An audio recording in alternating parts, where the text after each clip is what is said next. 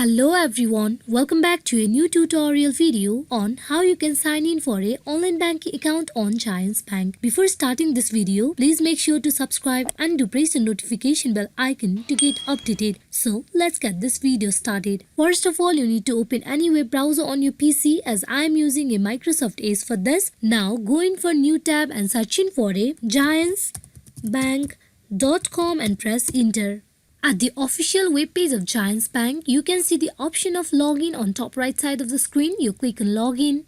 At the login form page, you go in for choosing any of the account type that you want to get logged in with. That is either personal or business or corporate. As I am going with the personal, you need to click there and you go in for providing your username. Then you go in for providing your password.